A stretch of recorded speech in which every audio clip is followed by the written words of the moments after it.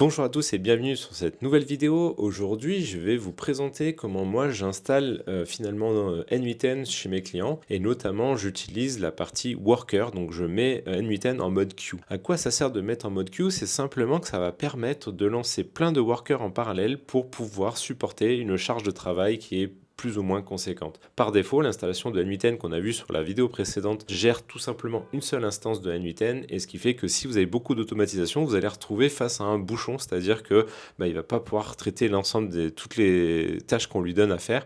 Et puis même parfois, ça peut impacter directement l'interface, c'est-à-dire que si vous avez besoin de modifier les nœuds ou de voir comment ça se passe en termes d'exécution, votre interface va être complètement être gelée parce qu'il y a trop de travail qui est en train d'être effectué. Et donc, on va voir dans cette vidéo comment on peut changer ce mode-là et le mettre dans le mode queue qui va nous permettre de ce qu'on appelle scaler, c'est-à-dire on va faire en sorte qu'il y ait plein d'instances N8N qui puissent se lancer en parallèle et que finalement toutes les tâches sont traitées par des instances qui sont dédiées et spécialisées dans le traitement de ces informations, donc le traitement de ces workflows. Et du coup, on va voir tout de suite ensemble comment ça fonctionne, est-ce que c'est avec des beaux schémas, etc. Donc, je retrouve tout de suite pour cette vidéo.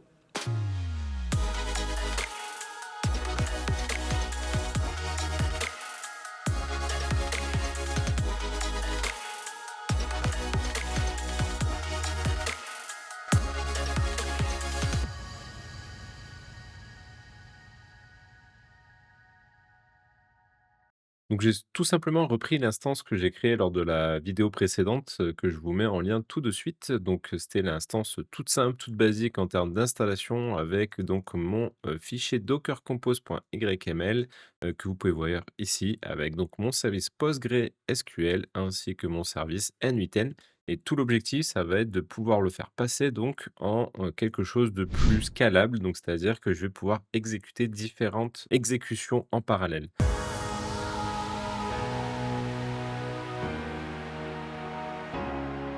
Pour vous expliquer un peu la problématique et pourquoi on a besoin de passer en queue mode, c'est principalement parce que en fait, Node.js est fait de telle sorte qu'il ne fonctionne que sur un seul thread. Donc, sachez que votre processeur a souvent plusieurs cœurs. Les cœurs différents de vos processeurs vont permettre d'exécuter des tâches en parallèle de manière très efficace. Sauf que Node.js ne peut exécuter que dans un seul thread. Donc, si vous faites un peu de Node.js, vous avez l'impression que vous pouvez exécuter plein de trucs en parallèle, etc. Mais c'est juste parce que JavaScript est fait en événementiel et fait que on a l'impression que c'est exécuté en parallèle, alors qu'en réalité, pas du tout. Ce qui fait que si vous installez N8N sur un serveur qui a 16 cœurs, par exemple, en fait, vous allez utiliser qu'un seul cœur et donc du coup, vous n'avez pas toute la performance de votre serveur pour exécuter N8N. Et donc pour répondre à cette problématique, en fait, il faut simplement exécuter en parallèle différentes applications JavaScript, Node.js pour pouvoir bénéficier de toute la puissance de votre serveur.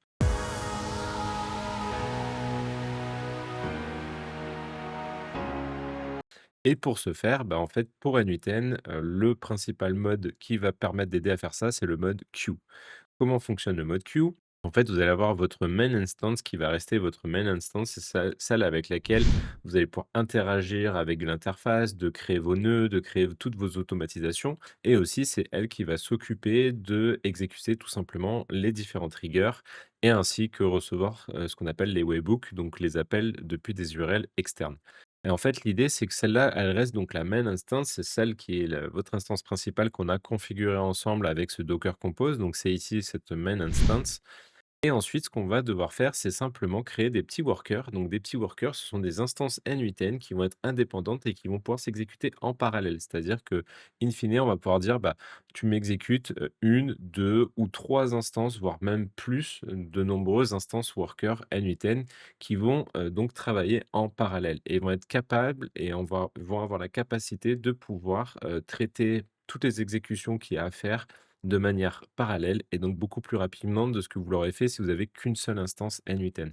Donc c'est principalement ça à ce à quoi sert, le mode worker dans N8N. C'est vraiment ce mode qui va vous permettre donc d'exécuter plein de workers Node.js en parallèle et qui vont être capables de traiter ces différentes tâches. Et la particularité de ces workers, c'est que comme pour la même instance, vont se connecter sur la même base de données. C'est-à-dire que vous avez une base de données Postgre dans laquelle vous allez avoir tous vos workflows, vos activités, et cetera. Donc, bah, tous les workers vont se brancher sur cette même base de données, mais on va avoir une base de données supplémentaire qu'il va falloir mettre en place, qui est Redis, qui est un autre type de base de données, qui est souvent assimilée à des clés-valeurs. Donc, c'est-à-dire qu'on peut stocker une clé et une valeur en face de la clé. Donc, c'est vraiment une base de données très basique, très simple, mais qui a beaucoup de fonctionnalités, notamment sur ce qui est du temps réel et notamment sur ce qui est des subscriptions, ce qu'on appelle des subscriptions.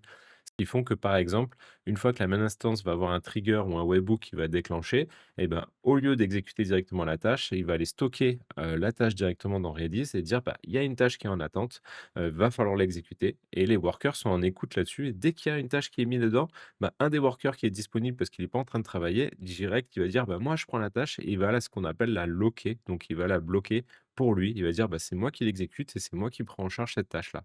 Et du coup, il va pouvoir exécuter la tâche en question et les autres vont être en attente ou peut-être en train de fonctionner, en train d'exécuter d'autres tâches. Et donc, c'est comme ça que fonctionne le mode queue, c'est-à-dire que ici, notre base de données Redis, on va stocker toutes les tâches qu'il y a à faire dans une queue et ensuite les workers vont aller se brancher en écoute sur cette queue et va pouvoir dépiler au fur et à mesure l'ensemble des tâches.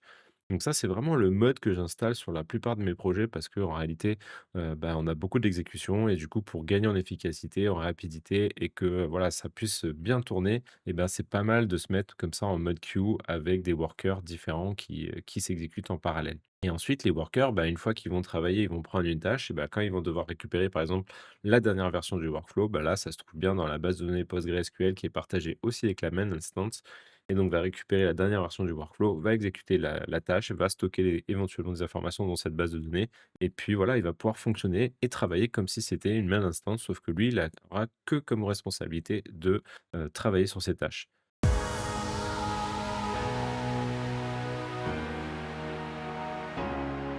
Donc comment on le configure? Bah là, vous avez toutes les étapes, pour configurer et notamment la première des choses, ça va être de, setter, la N8N encryption key qui est unique. C'est-à-dire que en réalité, quand vous allez, travailler avec différents services, bah, vous allez créer ce qu'on appelle des credentials. Les credentials, c'est des informations de connexion et ça, en fait, ils vont pas les stocker, N8N va pas les stocker comme ça, de but en blanc dans votre base de données Postgre parce que ça peut représenter un risque de sécurité majeur et pour le faire, en fait, automatiquement, sans que vous le sachiez, il a créé tout simplement une encryption key, directement dans son instance et c'est avec cette encryption key qu'il va pouvoir encrypter tous les credentials que vous lui fournissez dans la base de données et pour pouvoir le réutiliser, bah, en fait, il va récupérer l'information de la base de données, récupérer cette encryption key et il va pouvoir décrypter l'information de manière à retrouver les informations de connexion.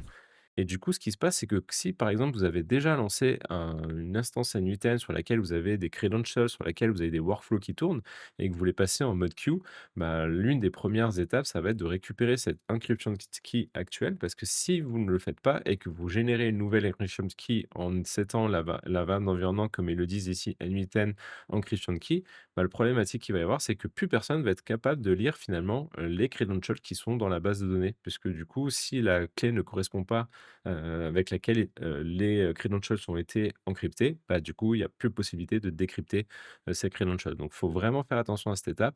Si vous partez sur une instance complètement neuve, c'est-à-dire que vous n'avez pas de main instance, vous n'avez pas de workflow encore et que vous êtes vraiment sur une installation, vraiment basique, bah, là, vous pouvez générer vous-même une encryption key comme vous le souhaitez.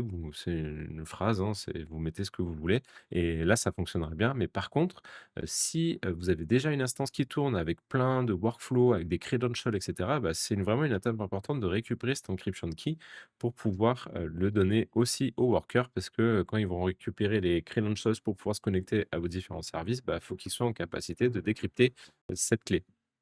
Et donc pour ça, il va falloir qu'on récupère ça. Donc comment on le fait? Eh ben, on va tout simplement se mettre, sur, le Docker. Moi, j'ai mon Docker avec mon instance qui tourne. Donc vous, bah, je sais pas, où est-ce que vous l'exécutez, mais bon, c'est à peu près les mêmes choses qu'il va falloir faire.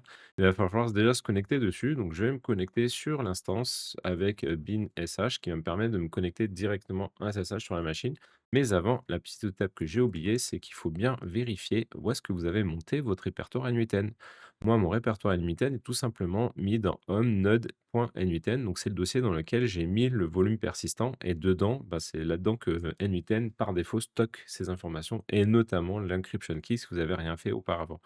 Donc, je vais pouvoir me reconnecter sur la machine et je vais aller tout simplement dans le répertoire NUTN. Et là, quand je liste, eh ben, j'ai tout simplement un fichier config et c'est dans ce fichier config que vous allez retrouver notamment l'encryption key qui est ici tout simplement. Donc là, vous allez pouvoir copier cette valeur-là et vous allez pouvoir l'utiliser pour ce qu'ils disent de faire via la variable d'environnement. Alors attention, parce que là, pour l'exemple et pour l'exercice, je vais le stocker directement dans ce fichier Docker Compose, mais c'est clairement pas la bonne façon de le faire. Je ferai une autre vidéo sur comment je sécurise tous mes variables d'environnement qui sont ultra sensibles, mais gardez bien en tête que là, c'est vraiment pour la démo, pour aller vite que je le fais, mais clairement, c'est pas une bonne solution parce que là, du coup, bah, votre encryption key est quand même assez importante puisque c'est là-dedans que vous avez tous les credentials que vous avez sur les différents services. Donc, il faut vraiment faire gaffe à bien sécuriser cette clé pour pas que quelqu'un puisse l'utiliser et la réutiliser comme bon lui semble. Donc là, j'ai fait le plus gros du travail, c'est-à-dire j'ai récupéré mon encryption key actuel et je suis sûr qu'en réalité, il va pas y avoir de problème pour décrypter tous mes credentials.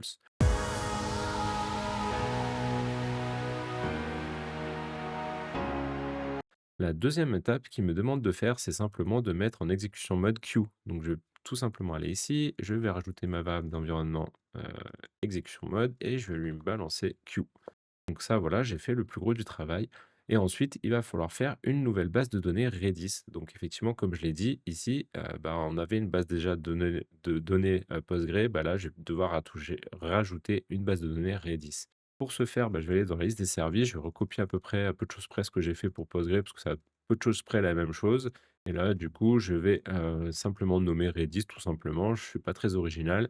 Je vais chercher l'image Redis par défaut. Aujourd'hui, on a la version 7, la version où je tourne la vidéo, donc c'est celle que je prends aujourd'hui. J'ai pas besoin d'environnement, je laisse tout par défaut. Et là, c'est juste que je viens mettre ici Redis Data pour bien stocker les informations. Et si vous regardez dans la doc de Redis pour Docker, vous verrez que l'image stocke tout simplement ces informations dans le dossier slash data du conteneur. Donc du coup, je vais le monter sur un volume persistant pour être sûr que, Docker me garde les informations et que ça ne supprime pas entre 2 redémarrages de serveur ou redémarrage tout simplement de mon PC. Donc voilà, je viens définir cette image Redis. Une fois que j'ai fait ça, je vais pouvoir définir ici, comme il le stipule ici, bah, tout simplement la connexion, le host pour se connecter sur la base de données. Donc là, effectivement, il parle de bulle, c'est simplement parce que si vous connaissez Node.js, il y a un système de queue qui est vraiment très efficace, qui s'appelle Bull.js, qui est, vraiment top, je l'adore cette librairie et donc bah, c'est ce qu'utilise NVIDIA tout simplement pour traiter, les queues. Et donc là, du coup, on va lui setter une variable d'environnement qui va permettre de setter, le host, du serveur Redis parce que par défaut, c'est à localhost, mais bien sûr, ça va ne pas fonctionner. Donc moi, j'ai besoin de faire comme j'ai fait pour, PostgreSQL. Donc là, j'ai besoin de définir le host. Donc ici, je reviens sur mes variables d'environnement, je colle et là, ce que je vais mettre, c'est simplement le nom que j'ai donné ici. Donc si j'avais donné Tartempion ici et ben, dans le host, il faudra mettre Tartempion. C'est vraiment comme on l'avait vu, sur la précédente vidéo où le host, on avait mis Postgre parce qu'ici, on avait mis Postgre. Donc c'est important de mettre le même nom pour que, Docker s'y retrouve et qu'on ait la bonne information.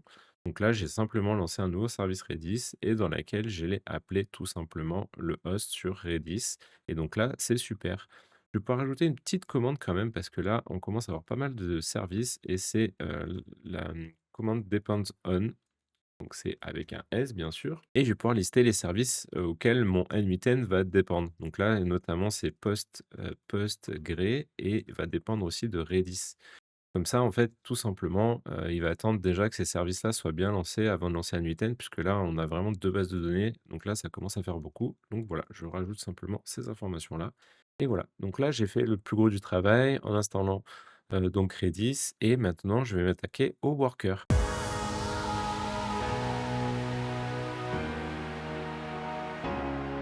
Le worker, c'est quoi? En fait, c'est simplement une instance N8N classique, comme l'instance principale que vous avez installée. Simplement, c'est que là, c'est ce qu'il vous dit ici, en gros, c'est que là, il va lancer tout simplement la commande worker. Donc, en fait, il faut lancer la commande worker pour dire à l'instance de N8N que, bah, en fait, ça va être un worker. Donc, comment je fais ça? Bah, simplement, je reviens ici et là, je vais simplement copier l'intégralité de tout ce bloc-là que j'ai créé pour la même instance et je vais le dupliquer et là, je vais le renommer d'ailleurs, je vais mettre plutôt N8N, main pour, bien distinguer les 2 versions et puis ici, je vais mettre N8N worker qui va me permettre de définir que celle-là, c'est, bah, mon worker et mon worker, bah, en fait, je vais juste simplement, comme ils le disent ici, hein, c'est, il faut lancer la commande worker Et d'ailleurs, là, si vous voyez, ici, vous voyez bien que là, ils lancent bien Worker sur la ligne de commande quand ils veulent lancer Docker, enfin l'image, N8N avec Docker directement, ils lancent bien la commande Worker et ben là, je vais faire pareil, c'est-à-dire qu'ici, je vais définir la commande Worker. Je vais pouvoir supprimer la partie port parce que là, on va pas pouvoir se connecter sur un Worker. Le Worker, il est en fonctionnement total autonome, c'est-à-dire que lui, il va se brancher sur les bases de données et il va travailler tout seul. Donc on n'a pas d'interface, on peut pas les gérer directement. Donc en fait, on enlève simplement, l'exposition des ports parce qu'on n'a pas besoin d'accéder directement à ce service depuis ma machine locale. Je vais laisser définir toutes ces variables-là parce elles sont, valables aussi pour le worker et effectivement, surtout l'encryption key, il faut lui dire que c'est exactement la même. Donc voilà, je lui rebalance absolument toutes les variables d'environnement que j'avais précédemment et là, dans le depends on, je vais pouvoir ajouter un nouveau service que je vais appeler N8N main puisque je l'ai renommé, hein. Ici, j'ai bien nommé N8N main. Donc si vous les avez laissés N8N, il faudra mettre N8N ici. Bon, moi, je l'ai renommé en main, du coup, je mets main ici et comme ça, je sais que ce worker dépend du main. Et le volume, par contre, je vais devoir le changer. Donc, je vais simplement lui dire worker en plus pour pouvoir lui charger un nouveau type de volume persistant, puisque chaque worker va avoir son propre volume persistant et limite, ils vont se les partager entre eux et c'est pas très grave si j'en ai plusieurs. Voilà, c'est à peu près tout ce qui est, nécessaire pour lancer en mode worker en queue, donc c'est vraiment très simple. Après, vous avez la documentation pour les webhooks. Donc là, comme on l'a vu dans le schéma, ici dans cette configuration, c'est bien donc nmitten, la main instance qui va avoir, tous les triggers et les webhooks. À chaque fois que vous allez appeler un webhook, ça va se mettre sur la main instance.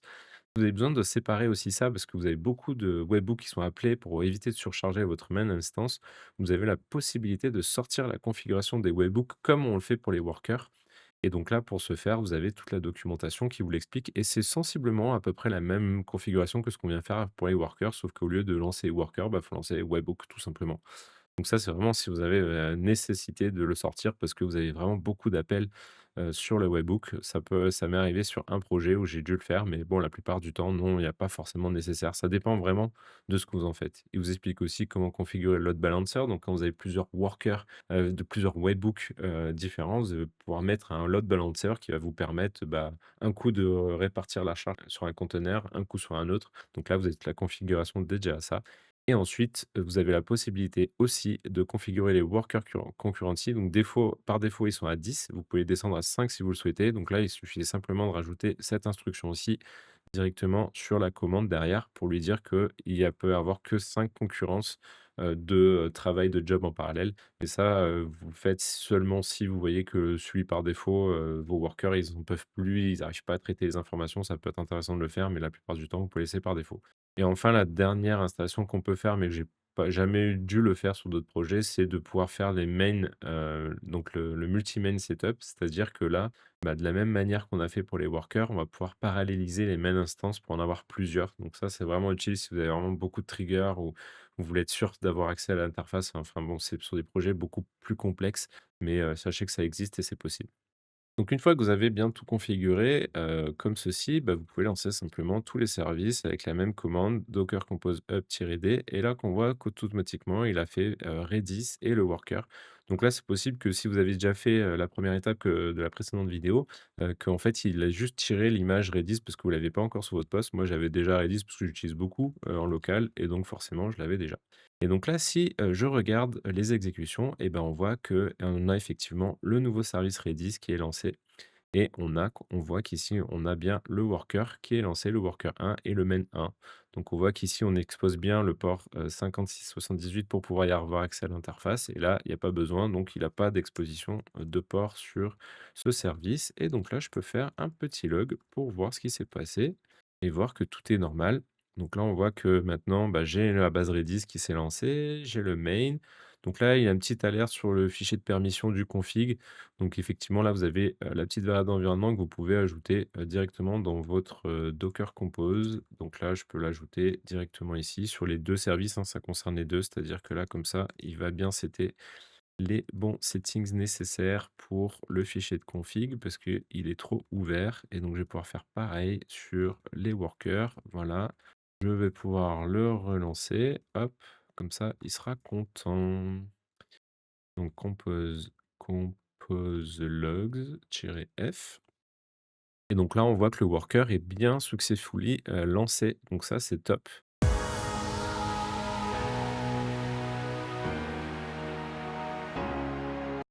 Pour voir comment ça fonctionne et pour être sûr que ça fonctionne, c'est que là, si je vais sur mon interface N8N, bah, en fait, j'ai pas grand-chose qui change, hein, c'est-à-dire que l'interface de façon globale, il va pas me le dire et puis, en fait, si vous allez dans les settings, vous avez, bien un truc worker ici, mais sauf qu'il faut avoir un entreprise plan pour pouvoir les gérer directement via l'interface. Donc, en fait, il y a pas vraiment, de solution de voir directement dans l'interface si ça fonctionne, à part regarder dans les logs, mais les logs sont pas très explicites. Alors pour pouvoir voir si cela fonctionne bien, vous avez la possibilité ici de définir la variable, offload manual execution to worker et de le mettre, tout simplement sur, true comme ils le disent ici. Ce qui va permettre de définir cette variable d'environnement, c'est de se dire: «Bah, OK, si j'exécute des, workflows manuellement, bah, en fait, il va pas venir, les exécuter sur la main instance, mais plutôt sur les workers» et vous allez voir, on va très vite voir comment si les workers fonctionnent bien. Donc je définis simplement cette variable d'environnement sur le main, hein, puisque c'est le main qui est concerné et c'est comme ça que je vais voir si, cela fonctionne ou pas. Donc là, je vais redémarrer mon service parce que je viens de modifier la variable d'environnement. Je retourne sur, mon, instance et là, si par exemple je rajoute un premier nœud, donc trigger manuel, je fais un nœud set, le truc tout classique et je vais faire, test, coucou et que je viens exécuter, ce test, on voit que là, ça s'est bien exécuté. Alors comment être sûr que ça a bien exécuté sur le worker? Et ben, tout simplement, je vais pouvoir faire la même chose en faisant un down sur le N8N worker et donc là, il va me stopper simplement mon worker. Donc si je fais PS, vous voyez que là, j'ai bien qu'un seul N8N instance qui est lancé. Après, j'ai Postgre et Redis et c'est tout. Donc là, si j'exécute, les, workflows, on voit que ça a bien marché, mais j'ai pas moyen de vérifier si c'est bien mon worker qui l'a lancé. Et donc, en fait, tout simplement, ce que je vous invite à faire, c'est rajouter tout simplement une petite variable d'environnement supplémentaire dans le N8N main. Ici, il suffit juste de rajouter le offload manual execution to worker true.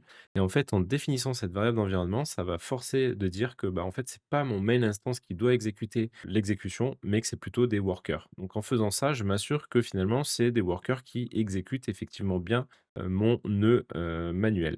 Et pour vérifier que ça fonctionne, bah, il suffit simplement de revenir ici dans mon fichier. Donc, une fois que j'ai bien défini cette variable d'environnement, ici, bah, je peux killer simplement un worker qui va me permettre de vérifier qu'effectivement, je suis bien dans le bon mode. Donc là, je viens de tuer un worker. Si je fais docker ps, on voit que là, j'ai bien mon main, j'ai pas le worker.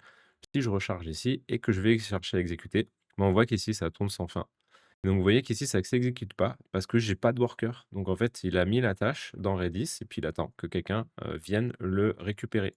Donc si je lance ici un nouveau worker, donc là, je viens de faire un up, -d du worker, hop, il le run et là, automatiquement, je reviens, bah, c'est bon, il l'a exécuté, tout simplement parce que mon worker fonctionne bien. Donc là, c'est super, j'ai mes, workers et maintenant comment je scale? Et ben, en fait, il y a plusieurs façons de le scaler bien sûr en production, mais vous pouvez aussi scaler directement sur votre poste et en fait, pour ce faire, vous pouvez ouvrir votre Docker Compose, aller dans votre worker ici et en fait, tout simplement, vous avez une petite config, Docker que vous pouvez, lancer ici, c'est le deploy où vous pouvez aller, simplement définir le nombre de réplicas et que je vais mettre par exemple à 2. Donc là, je vais lancer 2 workers. Donc si je, kill tout et que ensuite je vais relancer tout, pause up-d et ben là, vous allez voir que automatiquement il me lance 2 workers, donc j'en ai un et 2. Vous voyez qu'ici, il y en a 2. Donc si je fais docker ps, on voit que ça m'a bien lancé 2 workers et donc là, j'ai 2 workers qui fonctionnent en parallèle et qui sont en capacité de prendre la pleine charge et donc je peux augmenter autant de workers. En réalité, vous pouvez monter, voilà, sur, si vous avez, 8 cœurs, vous pouvez mettre 5, 6. Après, c'est pas la peine d'en mettre 30 parce que si vous avez que 8 cœurs, si vous mettez, 30 workers, à un moment donné, votre processeur va pas pouvoir gérer tout donc ça revient au même. Donc c'est pas la peine de non plus trop scaler. Mais en tout cas, ça permet, voilà, de scaler les workers et de faire en sorte qu'ils puissent traiter, vos différentes automatisations en manière parallèle. Donc voilà, j'espère que cette petite démonstration, vous a permis donc de, vraiment bien personnaliser votre installation et donc moi, c'est ce que je fais, sur tous mes projets, j'ai cette basique installation avec mes Docker Compose et l'avantage, c'est que j'en ai un et du coup, bah, je peux me le trimballer sur différents projets. J'ai déjà un setup de N8N au carré. Si vous avez des questions à ce sujet, n'hésitez pas. Voilà, j'espère que cette vidéo vous a plu. En tout cas, moi, ça m'a fait plaisir de vous partager ça. Bien sûr, il y a encore beaucoup de travail pour mettre en production. On va le voir dans les prochaines vidéos et notamment sur comment je sécurise finalement toutes ces variables d'environnement que je stocke dans ces fichiers Docker Compose qui sont pas du tout sécurisés. Donc, on verra dans une prochaine vidéo comment je sécurise ça et comment finalement je déploie tout ça sur un serveur de production. Mais je pense que vous commencez à voir un peu le chemin que je fais au fur et à mesure avec mes clients, avec tous mes projets à N8N, où je pars par une installation qui est vraiment très basique, très simple, et puis j'augmente en termes de fonctionnalités, les fonctionnalités finalement les plus critiques que je trouve sur N8N, sur lesquelles j'ai l'habitude de déployer. Et donc voilà, c'est vraiment ma configuration que j'utilise sur mes projets clients. Donc j'espère que vous allez bien comprendre tout ça. En tout cas, n'hésitez pas à poser vos questions en commentaire, n'hésitez pas à vous abonner. Je vous dis à très vite pour une prochaine vidéo avec beaucoup de challenges à venir. Donc je suis vraiment très content de vous partager tout ça. Allez, à très vite et bon apprentissage.